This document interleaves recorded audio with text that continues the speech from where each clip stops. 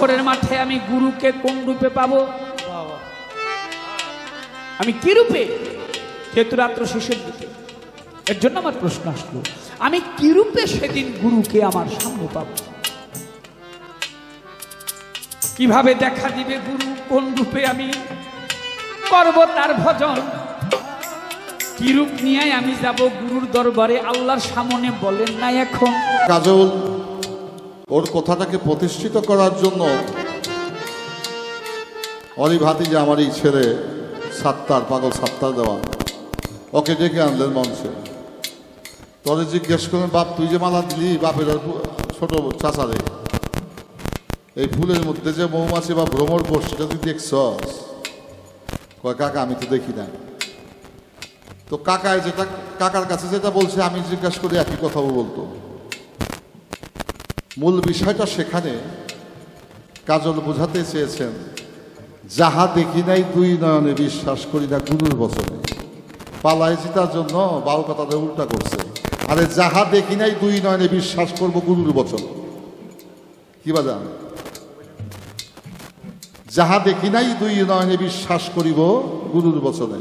এই কথাটা উল্টা কয়, যাহা দেখি নাই দুই নয়নে বিশ্বাস করি না গুরুর বচনে। দেখেন তো কি কারবার, কোন জায়গার পাঞ্জাবি কোন জায়গায় না লাগা। খুব ভালো হয়েছে। তো সব কথা যেমন তেমন সবচেয়ে যে সারাংশ কথা ওইটা প্রতিষ্ঠিত হয়ে গেছে, ওখানেই দাঁড়িয়ে দিয়ে রাখা উচিত ছিল। কি?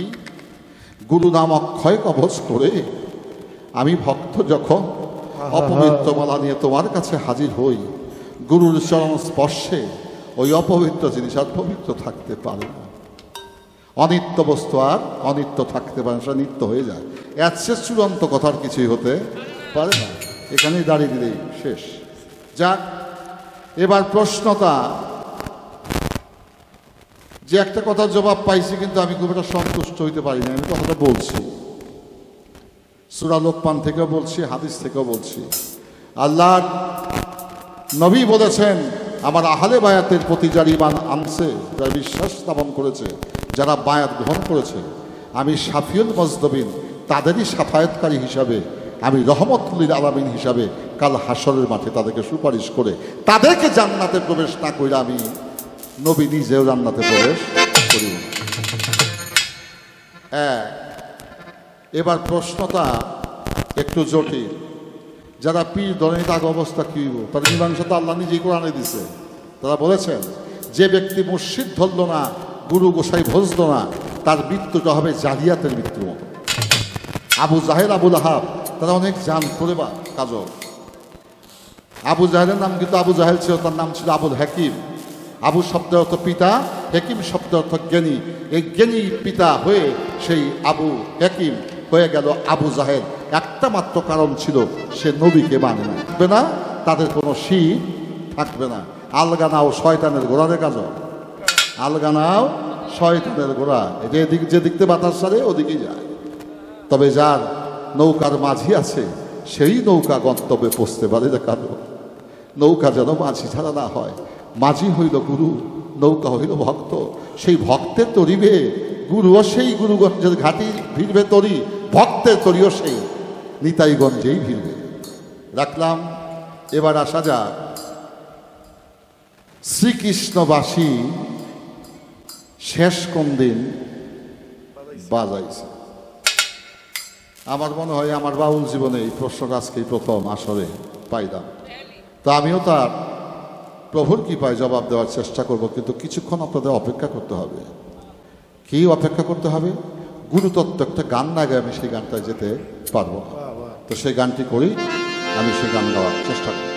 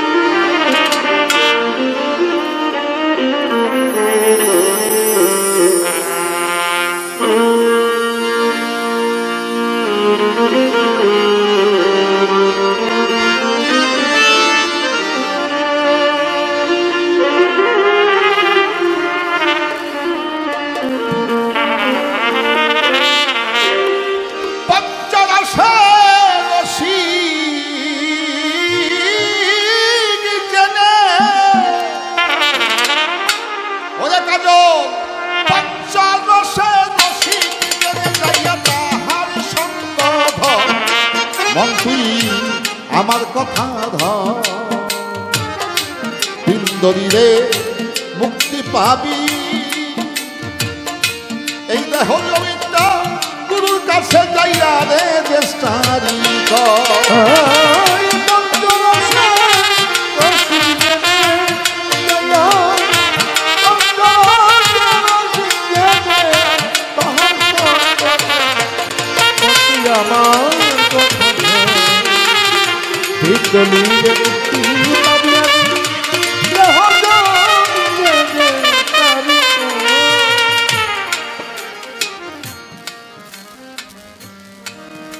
আছে মরার কাছে বাজা চেতা জিনিস যাইয়া রাজা গুরুর কাছেই করগার এই উদ্দেশ।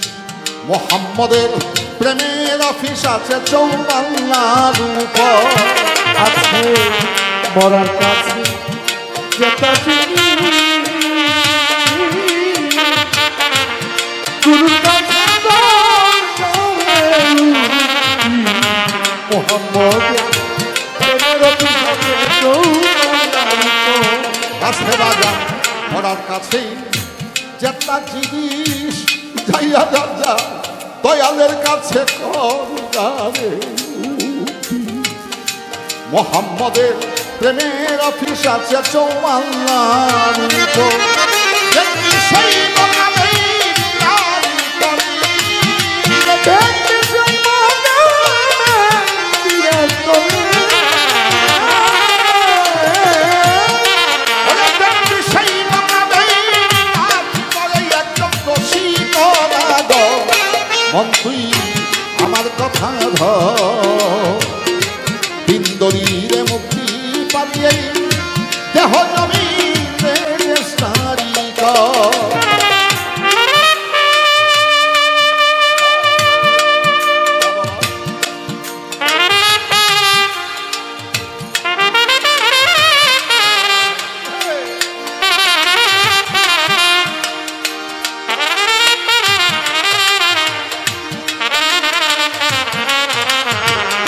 ইন্দুলির মুক্তি পাবিয়া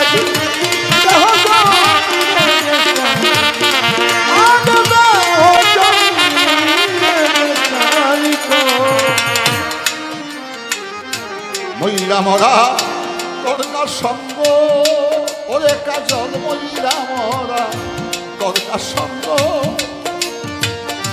হয় না জ্যান্ত তীরে ভঙ্গ। সেই মদাই তুই পাবি পরশিব, ময়রা মরা করগা সঙ্গ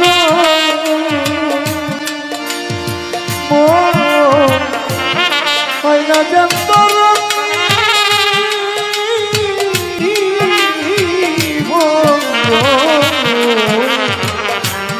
এই মরায় পাবি ব্যক্তিটাকে নির্বাচন করার জন্য আমার ছোট্ট দুটি কথা থাকবে। আমরা যারা বিবাহিত জীবনে সংসার করি, জীবনের একটা সময় যৌবন আসে, যৌবনে কিন্তু জীবন আসে না, জীবনে যৌবন আসে। আবার এই জীবন থাকতে যৌবন কিন্তু চলে যায়, জীবন থাকে জীবনের জায়গায় যৌবন তার থাকে না। এই জোয়ার বাটা কি লাগে না বাজার লাগে, কিন্তু যার কাম নদীটা বন্ধ হয়ে গেছে, স্তব্ধ হয়ে গেছে, রহিত হয়ে গেছে, প্রেম নদীর দ্বার যার খুলে গেছে, তার জীবনে শুধু জোয়ারই আসে, ভাটা কোনোদিন লাগে না।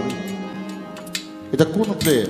এই প্রেমটাকে বলা হয়েছে অকট্য প্রেম, নিত্য প্রেম, পবিত্র প্রেম, ঐশ্বরিক প্রেম। এখন উপসংহারে বক্তব্য, আমরা যারা স্ত্রী পরিবার, ওয়াইফ যাদের আছে, যৌবন থাকতে যদি ঘুমের ঘরে সেই কোমল হাতের স্পর্শ আমরা পাই, আমাদের মধ্যে একটা কামের ভাব জাগে, জাগে না? নরম দেহটা গরম হয়ে যায়, স্থির হৃদয়টা অস্থির হয়ে ওঠে। কেন? কামরিপু চরিতার্থ করার জন্য। আচ্ছা, এই অস্থির হৃদয়ের মানুষটা যদি মা বাবার চরণের পাশে বা গুরু গোসাই চরণের পাশে গিয়ে বসে, মায়ের যদি রহমতের হাত সেই সন্তানের মাথায় রাখে, তার এই অশান্ত দেহটা শান্ত হয়ে যাবে না? শান্ত হয়ে যাবে।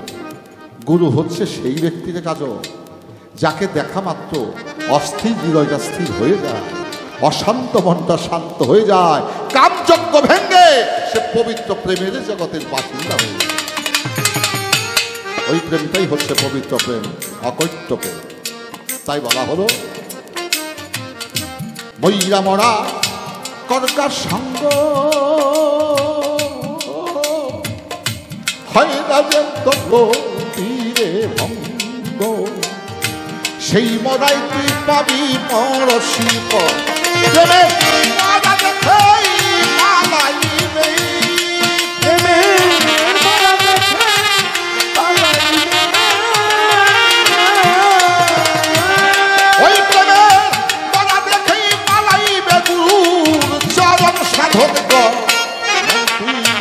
আমার কথা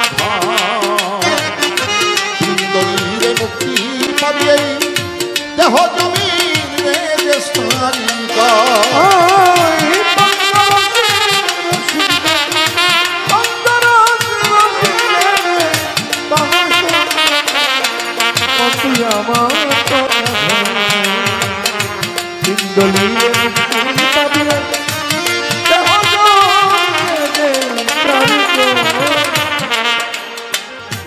চিটাগাং, চট্টগ্রাম একজন আউলিয়া রওজা মাজার বললে ভুল হবে, তিনি এখানে কিছুদিন অবস্থান করেছিলেন। ওটাকে আমরা রওজা হিসেবে জানি, কিন্তু ইতিহাসে এরকম পাওয়া যায় না। সেই মাজারটির নাম হযরত বাইজিদ বস্তামি রহমতুল্লাহ। হযরত বাইজিদ বস্তামি, তার জন্ম বস্তামনগরে, আরব দেশে। তিনি এখানে কিছুদিন অবস্থান করেছিলেন। তিনি 360 আউলিয়ার অন্তর্ভুক্ত নন।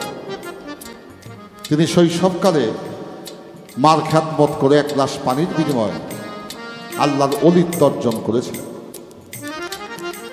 তাসকিয়াতুল আউলিয়ার মধ্যে তার জীবন দর্শনের কিছু কথা আসছে, আমি সেখান থেকে কিছু কথা বলছি। কাল তিনি বলেছেন, যে আল্লাহকে আমি চোখে দেখি না সেই আল্লাহকে আমি আল্লাহ করে ডাকি না।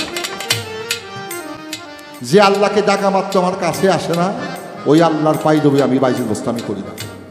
যে আল্লাহকে আমি আমার এই দেহ দিয়া ভালোবাসা নিবেদন না করতে পারি, ওই আল্লাহর বন্দিকে আমি বাইজিদ বস্তামি করি না। তা আল্লাহর একজন আরেফ জগতের আউলিয়া, সে কি মিথ্যা কথা বলতে পারে? হয়তো আমি দেখি না, আমি তারে পাই না, আমার কাছে মিথ্যা প্রতীয়মান হতে পারে, কিন্তু হযরত বাইজিদ বস্তামি যে কথা বলেছে তার কথা কখনো মিথ্যা হতে পারে না। তো গুরু হচ্ছে সম্মুখ ইবাদত। যারা সম্মুখ ইবাদতে বিশ্বাসী, তারা অনুমান মানে না, কাজ তারা বর্তমান দাবি করে। গুরু হচ্ছে সম্মুখ ইবাদত। বাজা, নামাজ শেষে আমরা দোয়া করি, আল্লাহর ইচ্ছা নামাজ কবুল করতেও পারে, নাও করতে পারে, তার এখতিয়ার নাকি? কিন্তু কোনো সন্তান যদি পিতা মাতার খেদমত করে, চোখের পানি ছেড়ে যদি সে সন্তানের জন্য দোয়া করে, আল্লাহ বলেন পৃথিবীতে সবার আগে আমি সন্তানের পিতা মাতার দোয়া কবুল করি।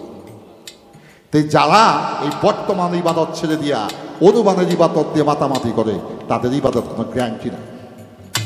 কিন্তু সম্মুখ ইবাদত যারা করে, তাদের ইবাদতের গ্যারান্টি আছে, এটা কবুল হবে, এটা কবুলাত ইবাদত, এই ইবাদত গ্যারান্টি, এটা গ্রহণীয় হবে। তাই গুরু এবং যে ভক্ত, এটা হচ্ছে সম্মুখ ইবাদত, এটার মধ্যে কোনো অনুমান নাই। সাধক মালিক দেওয়ান সে বলে,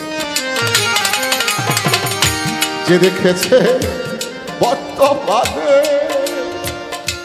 দয়াল নেই যে পাইয়াছে জগতে, বর্তমানে ওরে কাজল অনুমান সেবা আগে যাইয়া তুই প্রেমের মরাব যে দেখেছে বর্তমানে অনুমান আগে যাইয়া প্রেমের মরানো দয়াল রে বাজা যে দেখাছে বর্তমানে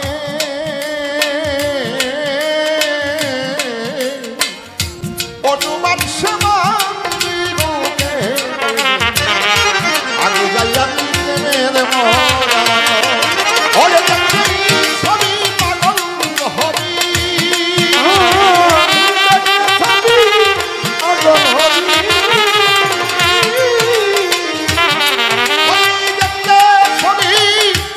হবি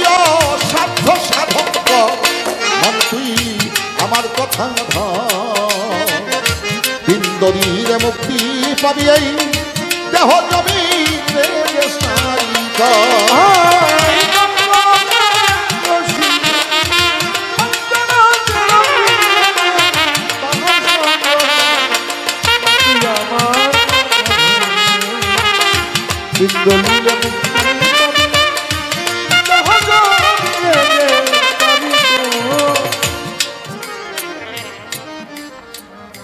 সময় তো প্রতিকূলে নাই বাউল গানটা বাউল গানের জায়গায় নাই রে বাবা বাউল গানটা আমার মতো কিছু অসভ্য মানুষরা এই গানটার পবিত্র গানটাকে অপবিত্র করে ফেলেছে প্রশ্নবিদ্ধ করে ফেলেছে বিশেষ করে এই জগতে আমার মা ভক্তিগণ কিছু গানের জগতে নামছে যে কাজল বলল এদের কারণে বাজার মনটা চায় না আর পালা গানটা করি গান করবো আমার মুর্শিদকে আমি শোনাবো আমার প্রেমিককে আমি শোনাবো আমার গান আমি নিজে শুনবো এই কাগজের বিনিময়ে আর গান গাইতে পালা গানের ইচ্ছা নাই কেন নাই জানে এই গান যারা আগে গাইতো তারা আউলিয়া ছিল এই গান যারা শুনতো তার আল্লাহর ওলি ছিল আর এখন গান গায় আমার মতো ফাঁসেকে আর এই গানকে কিছু ফাঁসেকে শুই না পবিত্র গানটাকে আমরা অপবিত্র করে ফেলেছি পবিত্র জায়গায় রাখতে পারি না এই যে আমাদের কাজল ওর বাবা আমার কাকা রাজ্জাক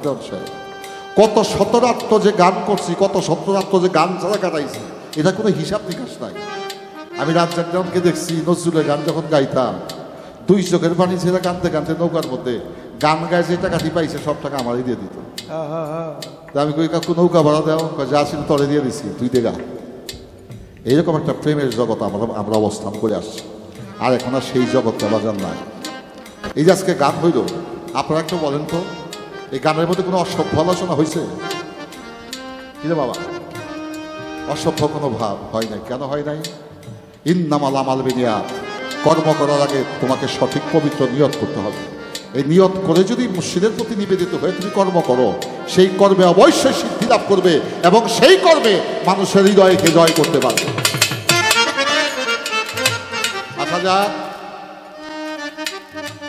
এক সদাগর সদাগরি করত দেশ বিদেশে যাইয়া স্ত্রীর কাছে গেছে সদাগর বিদায় পাওয়ারও লাগিয়া কি গো বাণিজ্য করতে তো যাব বিদেশে তোমার জন্য কি আনবো যার যে চাহিদা তাই আমার জন্য একটা 12 ভরি স্বর্ণ দিয়া সীতাহার নিয়ে এবার গেছে মাইয়ার কাছে মা তোর লেগে কি আনো তাই আমার জন্য হীরা খচিত একটা আংটি নিয়ে আসবা ছেলের কাছে গেছে বাবা তোর জন্য কি আনো বিদেশ যাওয়ার আগে জিজ্ঞাসা করে না ছেলে মেয়েদেরকে জিজ্ঞাসা করে তো মা তোর জন্য এইটা ছেলের জন্য এইটা স্ত্রী কয় আমার সীতাহার লাগবো অবশেষে গেছে মার কাছে মা গো তুমি দোয়া করিলে আমি তো সদা করিতে যাইতেছি তোমার জন্য কি আনবো মায় বলে আমার জন্য কিছুই আনতে হবে না বা আমার বুকের ঘর যদি আমার বুকে আসে ওইটাই আমার পরম পাওয়া হবে সবার কাছে বিদায় নেয়া ওই সদাগর একটা কোকিল পাখি পালতেন কি পাখি কোকিল এই কোকিল কুকুকে ডাকে তার পাশে আর একটা খাঁচা ছিল ওইটার মধ্যে থাকে ময়না পাখি কি পাখি ময়না ময়না কিন্তু মানুষের মতো কথা বলতে পারে যা শিখাবে না তাই শিখবে তো ময়নার কাছে গেছে গিয়া কয় ময়না রে আমি তো বহুদিনের জন্য সদাগরিতে যাইতেছি, তোর জন্য কি আনবো? ময়না দুই চোখের পানি ছেড়ে বলে, মনিব, আমার জন্য কিছু আনতে হবে না, তবে আমার মতো জাত ভাই যদি তুমি কাউকে দেখো, আমার একটা সালাম তুমি তারে দিয়ে দাও। এই কথা শুনিয়া সদাগর করিলা সপ্তডিঙ্গা বাধা ছিল নদীর কিনারে উঠিবে যখন। এই ডিঙ্গা বাধা ছিল এই নদীর কিনারে একটা আমের বাগান। সদাগর হঠাৎ করে তাকায় দেখে আম বৃক্ষের ডালার মধ্যে এক ঝাঁক ময়না পাখি বৈশা রয়েছে। ওই জংলা ময়নাকে দেখে তার পোষা ময়নার কথা মনে হয়ে গেছে। সদাগর বলে, আমি জিজ্ঞেস করলাম তোর জন্য কি আনবো? আমার ময়না বলছিল, আমার মতো জাত ভাই যদি কোথাও পাও, আমার সালামটা তাদেরকে দিও। তো ওই ময়নার দলকে দেখে জংলা ময়না সদাগর গিয়া কয়, আমি একটা ময়না পারি রে, ওই ময়নাটা তোদেরকে সালাম দিছে। এই কথাটা বলা মাত্র দেরি এক ঝাঁক ময়না গাছের ডালা থেকে মরতে মরতে মাটির মধ্যে সবগুলো লুটিয়ে পড়ে গেল। সদাগর কয়, আমার পোষা ময়নার সালাম দিতে গিয়া আমি নির্দোষ এক ঝাঁক বনের ময়নাকে মেরে ফেললাম। আমার মনে হয় যাত্রা আমার শুভ হবে না, আমি এই যাত্রায় সদাগরি করতে যাব না। চলে আসছে বাড়িতে, তাকিয়ে দেখে দক্ষিণ দিক মুখ করে ময়নায় দুই চোখের পানি ছেড়ে তার পোষা ময়নায় কাঁদে। এটা গান শুনছেন না? সুরটা গানটা এরকম ছিল, আমার সোনার ময়না পাখি কোন দেশে গেল উইরা রে পাখি দিয়া মোরে ফাঁকি রে আমার সোনার ময়না পাখি কোন দেশে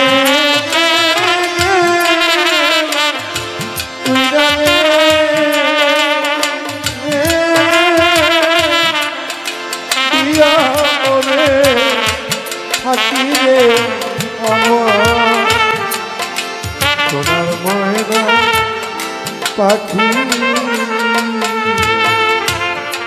ময়নার চোখের পানি দেখে সদাগর কাছে গিয়ে বলে, ময়না রে, তরে জিজ্ঞেস করেছিলাম তোর জন্য কি আনবি, তুই বলেছিলি আমার জন্য মনিব কিছুই আনতে হবে না, আমার মতো জাত ভাই যদি দেখো তাকে একটা সালাম দিও। তোর সালাম দিতে যে আমি বনের এক ঝাঁক ময়নাকে মেরে ফেলেছি। মালিকের কি খেলা! এই কথা শোনার সাথে সাথে তার পোষা ময়না পালা ময়নাটাও মারা গেল। সদাগর বলে, জগলা ময়না বলেছিল তাতে তেমন দুঃখ পাই নাই, তবে তো আমি যুগ যুগান্তর যাবত তোকে আদর করে ভালোবেসে পারি। আর ওদের কথা তরে বলতে গিয়ে আমার নিজের ময়নাটাও মারা গেল। এই ময়না বুকে ধারণ করে মনিব কাঁদে, সদাগর কাঁদে। মৃত ব্যক্তির জন্য কতক্ষণ আর মহব্বত থাকে। বাপে সকালে বললে দুই ভোরের আগেই পারলে তারে কবর দেই। পাখি থাকতে আদর, পাখি সইলা গেলে কোনো আদর নাই। তো বাজা, গুরু ভাইয়ের ব্যথা বোঝলে বাবা, এটা অন্ধে বোঝে না। এই ময়না নিয়ে কাঁদে।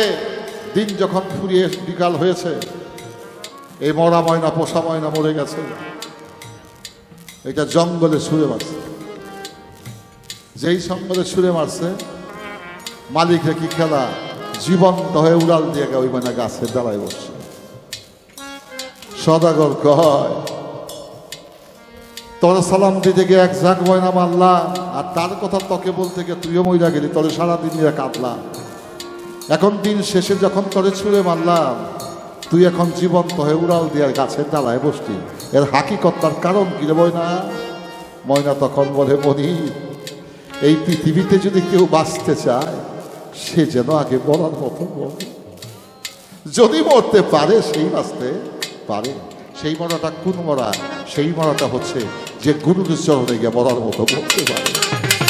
ময়রা মরা করকার সঙ্গ কাজল দেয়, হয় না জানত গতি ভঙ্গ, সেই মরাই তুই পাবি ওই প্রেমে মারা দেখে পালাইবে।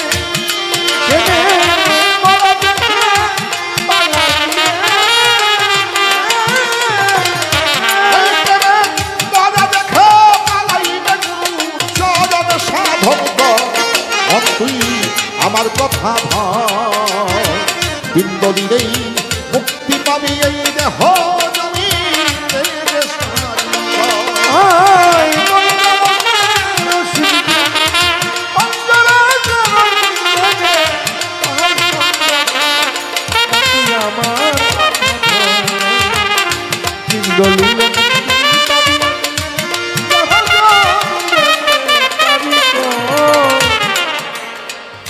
কিতাবের হয় শোনা কথা কাজল রে, দয়াল গুরুর হয় দেখা রে কথা, আগে যাইয়া তাহার উদ্দেশিত। কিতাবের হয় শোনা কথা, পীর মুর্শিদের হয় দেখা রে কথা, আগে যাইয়া তাহার উদ্দেশিত। হয়ে দেওয়া ভক্তির বাণী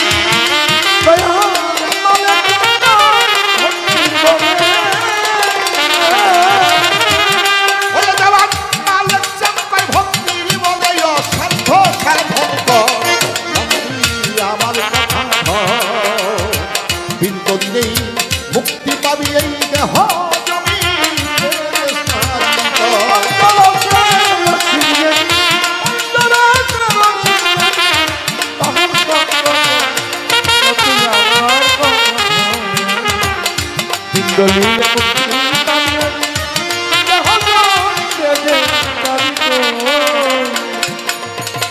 কাল হাসরের মাঠে আমরা মসজিদকে কোন রূপে দেখব? আমার দয়াল নবী সাফায়াতকারী শাফিউল মাজনবিন রহমতুল্লিল আলামিন। আমি একটা আগে কথা বলেছি, আপনারা কত শত মনে রেখেছেন। গামবন্দাবি পীর অর্থময় গামবন্দাবি মুর্শিদ অর্থ খোদা, এহি খোদা নাহি জুদা। গুরু আল্লাহ না হয়, কিন্তু আল্লাহ থেকে জুদাও নয়।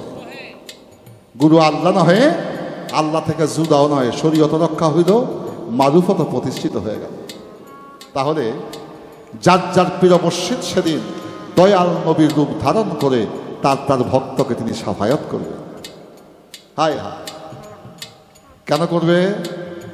আমার নবী বলেছে, আমার আহলে বায়াতের প্রতি যে ঈমান আনলো, যে বিশ্বাস করলো, যে মহব্বত করলো, কঠিন সেই পারের দিবসে আমি তাকে বন্ধুরূপে গ্রহণ করে দেব। আল্লাহ বলেন, আমার হাবিব যার প্রতি সন্তুষ্ট, আমি আল্লাহ নিজেও তার প্রতি সন্তুষ্ট। এবার দয়াল নবী বলে, আমার থেকে আলী, আলী থেকে আমি, আমার থেকে আলী, আলী থেকে আমি, আমার থেকে ইমাম হাসান হুসাইন, ইমাম হাসান হুসাইন থেকে আমি। আমার ইমাম হাসান হুসাইনকে যে মহব্বত করলো, আল্লাহ নবী বলে সে আমাকে মহব্বত করলো। ইমাম হাসান হুসাইনকে বধ করে যে হাতে হাতে হাত রাখলো, সে যেন আমার হাতে হাত রাখলো। যে মাওলা আলীকে বিশ্বাস করে তার হাতে হাত রাখলো, সে যেন মনে করে আমার হাতে হাত রাখলো। যে আমার আহলে বায়াতের প্রতি পূর্ণাঙ্গ বিশ্বাস স্থাপন করে মুর্শিদ এবং গুরুর হাতে হাত রাখলো, সে যেন মনে করে আমার হাতে হাত রাখলো। আল্লাহ বলেন, আমার হাত তো আমার রাসূলের হাত, আর রসুল বলেন আমার আহলে বায়াতের হাত তো আমার। পরোক্ষ বা প্রত্যক্ষভাবে সেই হাতটা পীর মুর্শিদের থাকে না, সেটা নবীর হাত হয়ে যায়। আর নবীর হাত হইলে আল্লাহর হাতে হওয়ার বাকি থাকে। এই পর্যন্ত মোটামুটি আমি রাখি। আবার সনাতন ধর্ম হইতে একটি কথা জিজ্ঞেস করেছে আমায় মনেরই মতন, ভুলি নাই কথা সবাই ভুলি নাই, ধীরে ধীরে তাহার কথার এবার জবাব দিতে চাই। হরি পঞ্চদশ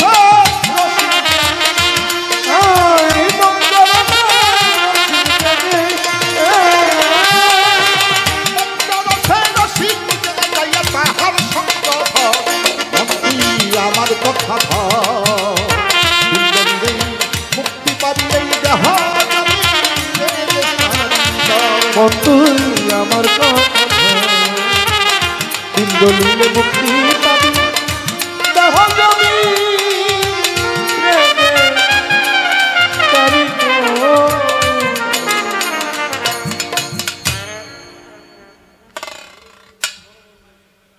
নরঞ্জি হতে আগত মনোরঞ্জন সরকার বাবু অনেকগুলো টাকার মাধ্যমে আশীর্বাদ করছেন, ধন্যবাদ। বাজান, ছোটকালে একটা কথা শুনছি বা দেখছি, আমাদের দেশে আগে এই রমনা মাঠে রেসকোর্স ময়দানে রেস খেলা হইতো। মুরব্বীরা কইতে পারবেন, হইতো নি, এটা কাজল কইতে পারবো না, কিন্তু আমি দেখছি আমাদের এলাকায় বড় বড় লোকরা ঢাকা টাকা দিয়ে বড় বড় ঘোড়া কিনা দিত, খাওয়ান দিত, এই ঘোড়া আমাদের এলাকাতে পালতো। আছে না মুরব্বী, পালতো না? আমাদের গ্রামে পালতো, বলসতা পালতো, অগ্রখোলা পালতো, নয়াগাঁও পালতো, দেখছি। যা হোক, এই বড় বড় ঘোড়া রেস খেলতো রমনা ময়দানে। এই দেশের টিকিট কাটতে হইতো, যে ঘোড়ায় বাজি মারতো পাকিস্তান আমলে 80-90 100 টাকাও পাইতো। পাকিস্তান আমলে 100 টাকা এখন 1 লাখ টাকার চেয়েও বেশি, নাকি? তা আমরা দেখতাম আমাদের গ্রামে ইয়াসিন ব্যাপারী ঘোড়া পালতো, কালা ঘোড়া। হ্যাঁ, ওইটার নাম আসলে কালা বাহাদুর। তো এই ঘোড়ারে করতো কি, বুট আর কিসমিস খাইতে দিত। তা আমরা তো পোলা পান, তা আমরা তো বুট টুট পছন্দ করতাম না, কিসমিসটা পছন্দ করতাম। তো ওই পাকিস্তানের আমলে আমাদের সময় কিসমিস ছিল 2.5 টাকা কেজি, এই মনেকা বড় বড় কিসমিস। তা আমরা খাড়ায় থাকতাম কোন সময় ঘোড়ারে কিসমিস দিব। ঘোড়ারে কিসমিস দেওয়ার লগে লগে এক থাপা দিয়া লইয়া পড়তাম, আর 1 শয়তানের আবার 1 থাপা লইতো। তো ইয়াসিন ব্যাপারে দেখতো যে এই বলের মধ্যে যে কিসমিস দিছে এটা অর্ধেকই নাই। শালা কোন পোলা পানি নিল রে আমার ঘোড়ার কিসমিস। তো ঘোড়ার কিসমিস কিন্তু আমরাও খাইছি, বিষয়টা ওখানে নয়। ঘোড়ার একটা ধর্ম ছিল, ঘোড়া যদি কখনো তার গলা থেকে লাগাম থেকে ছুটে যাইতো, এটা পূবেও যাইতো না, দক্ষিণেও যাইতো না, উত্তরেও যাইতো না, এই ঘোড়াটা যেত পশ্চিম দিকে। কথা সত্য নেই বাজা? ঘোড়া তার মনিবের ঠিকানা চিনে পশ্চিম দিকে। কিন্তু বাজা না, আমি এমন অধম মানুষ হই না, আমার গুরুর নিবাস ঠিকানাটা আমার জানা নাই। আমাদের সাইডা দিলে আমি এদিক যাই ওদিক যাই, আমার গুরুর দিকে আমি যাই না। এই যে দিক হারা মানুষ, যারা পৃথিবীতে দিক হারা মানুষ, তারা কাল হাসরের মাঝে কোনো দিক পাবে না। তারাই দিক পাবে যারা এই জগতে তার দিককে ঠিক করতে পারে। বাজান, পশুর দিক ঠিক আছে, আর আমি মানুষ হয়ে আমার দিক ঠিক হইল না, আমি ঠিক করতে পারলাম না। আমি কে ছাতার মানুষ, কে ছাতার গায়ক, কে আলিফ দেওয়ান, কে কাজল দেওয়া, তাহলে আমাকে দিককে ঠিক করতে হবে। কথা বুঝাইতে পারছি? রাখলাম। এবার প্রশ্নটা, শ্রীকৃষ্ণ মহাপ্রভু শেষ বাঁশি কবে বাজিয়েছে?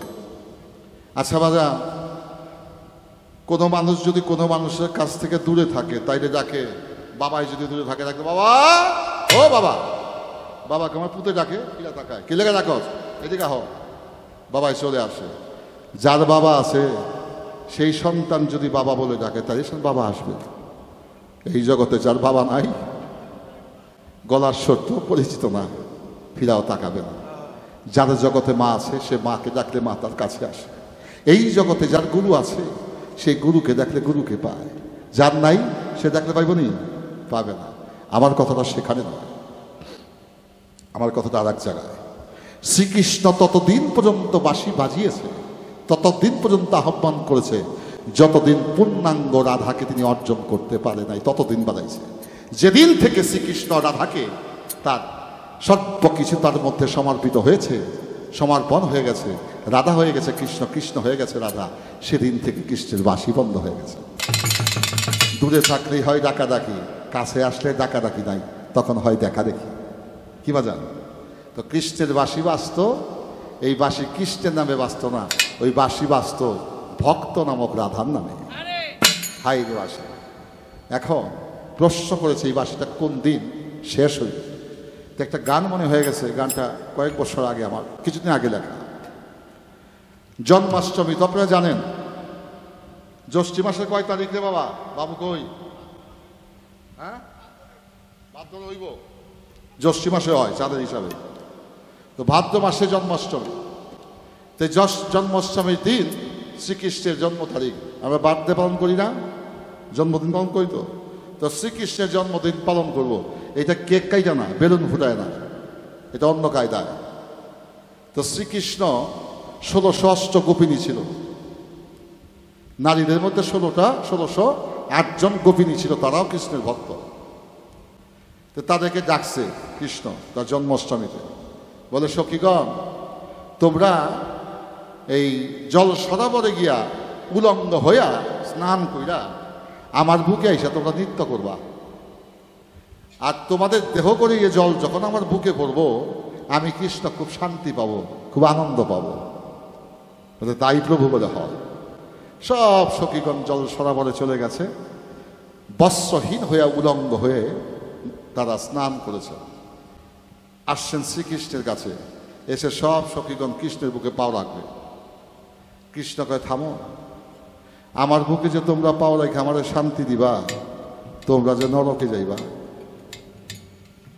তোমার শান্তি দিতে গিয়ে যদি আমরা নরকে যাই, তাইলে তো প্রভু এই কাম পারো না, তো না পারলে যাও। আর একটা হয়েছে, তুমি না পারলে যাও। এইভাবে করতে করতে 1600 অষ্টকূপে নিয়ে একে একে সবাই চলে গেল। অবশেষে চলে আসলেন রাধারানী। এসে বলে, প্রভু গোপিনীগণ চলে গেল কেন? বলে, ওদেরকে বলেছিলাম জল সরোবরে স্নান করে আমার বুকে ওরা নৃত্য করবে, দেহ গড়িয়ে জল যখন আমার বুকে পড়বে আমি খুব শান্তি পাবো। ওরা জল সরোবরে স্নান করে এসেছে, আমার বুকে যখন পা রাখতে গেছে তখন কইছি যে আমার বুকে যে তোমরা পাও রেখে আমার সুখ দিবা, তোমরা তো নরকবাসী হইবা।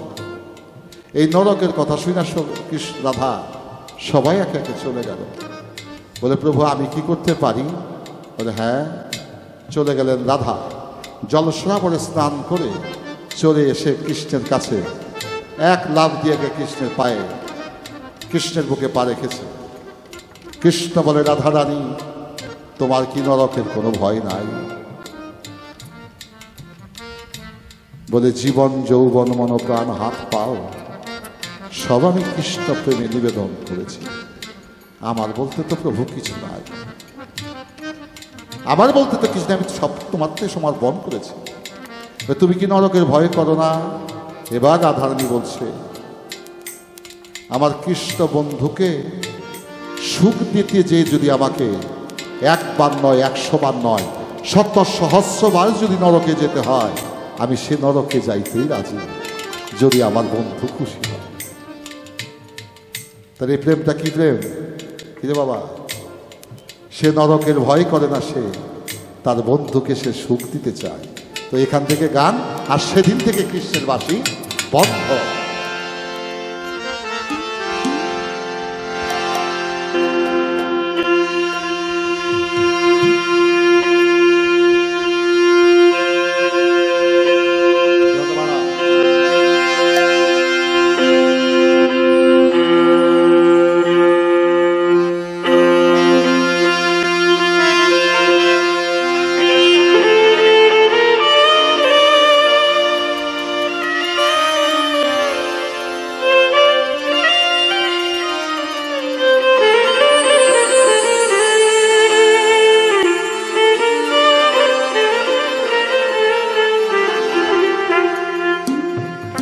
কাজল যদি আমার সুখ দিতে যে নরকের ভয় না করে, তো কাজলের সে বড় বন্ধু আমার কি হবে?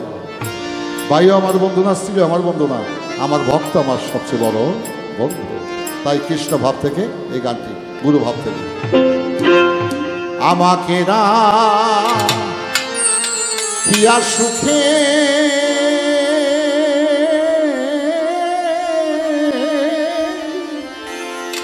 যেতে চাই সে নরকে,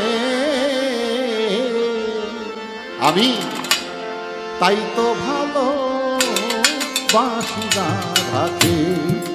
এটা বার বেঁধে সজনী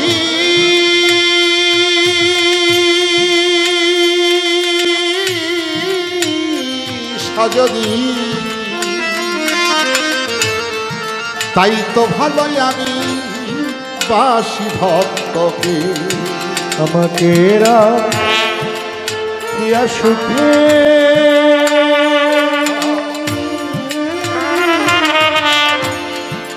যেতে চাই নরকে, তাই তো ভালো বাসি আমি, তাই তো ভালো বাসি রাধাকে।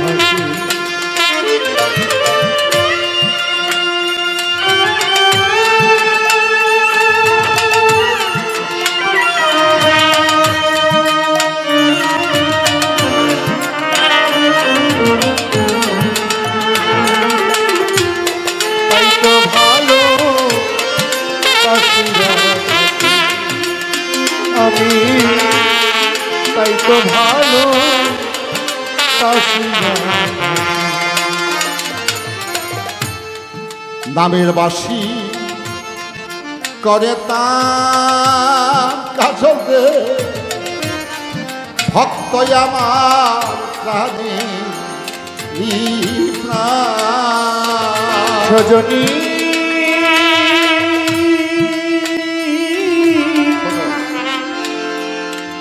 সজনী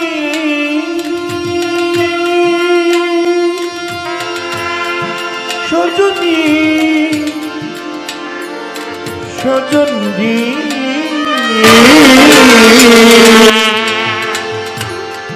নামের বাসি করে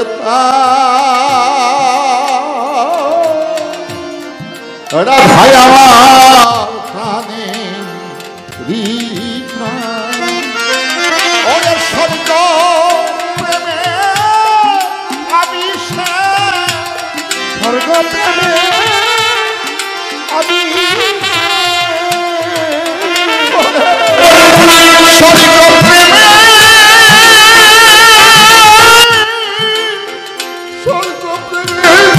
স্বর্গ প্রেমে আমি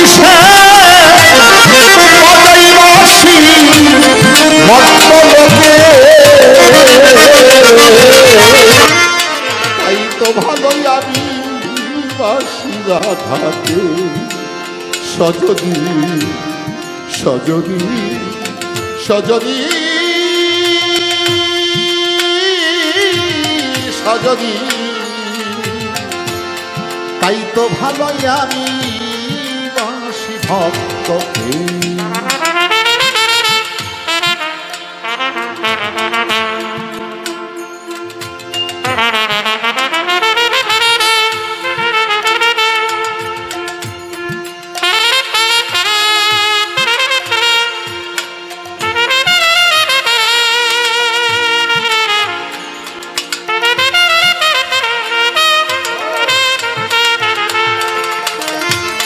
তাই তো ভালো দাসীরা থাকে। আমি তাই তো ভালো দাসীরা থাকে। থাকে পাশে যুগে যুগে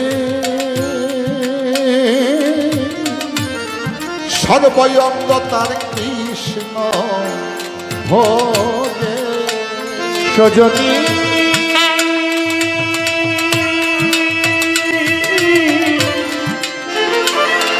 সজনী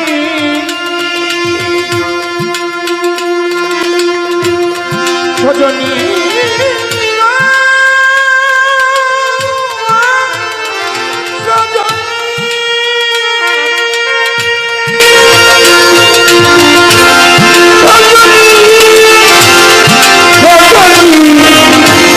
সজনী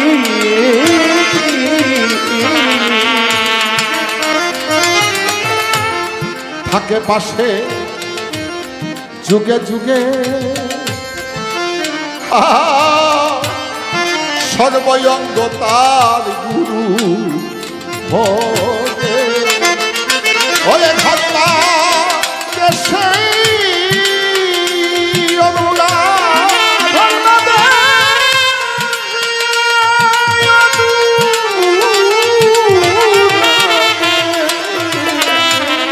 ধরে বাঁধে সে অনুরাগ বিরহ বুকে তাই তো ভালো বংশীরা থাকে সজনী সজনী সজনী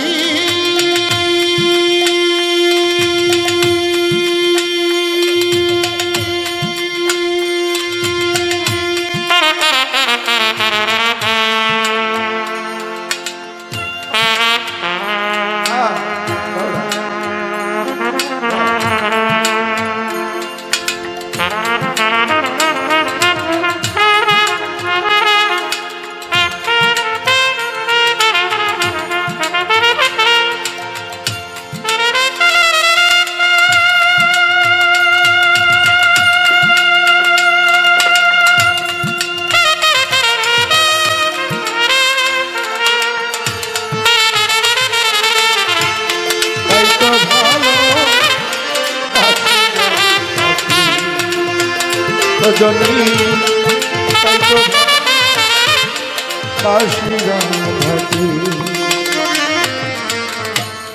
কায়ার প্রেম ছায়ার সনে আমি পাগল ভক্তে গুনে সজনী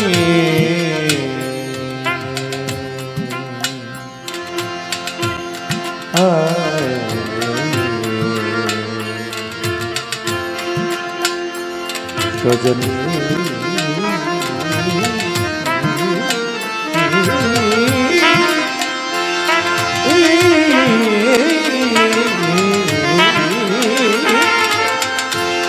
সজনী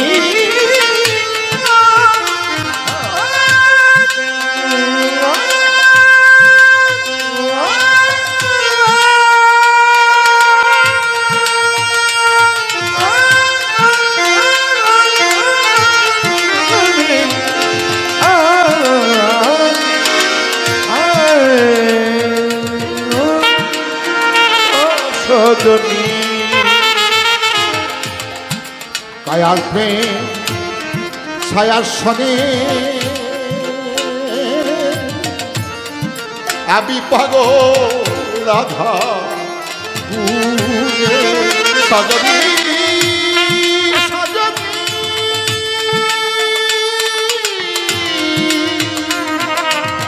ও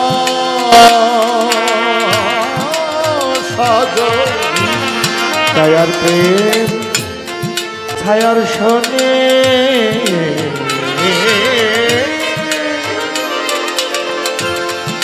আমি পাগল রাধা গুনে ওরে কেঁদে কোয়া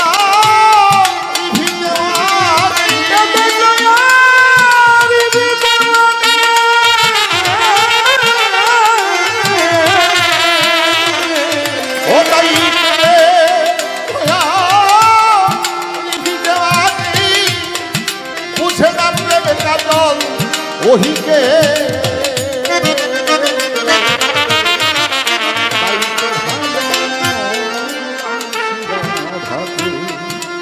সজনী সজনী সজনী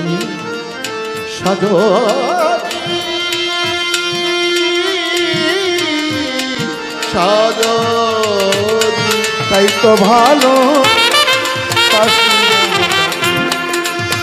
আমি তাই তো ভালো আমাকে রাখিয়া সুখে আমাকে আমাকে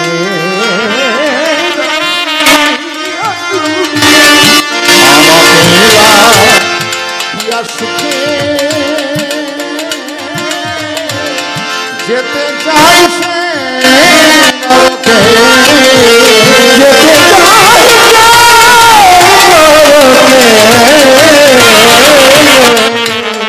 তাই তো ভালোই আমি বাঁশি রাধাকে সজনী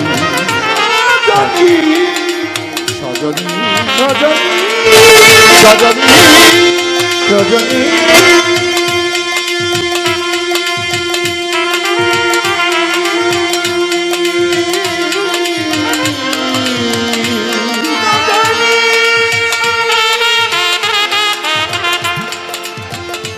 আমি তাই তো ভালো বাঁশি রাধাকে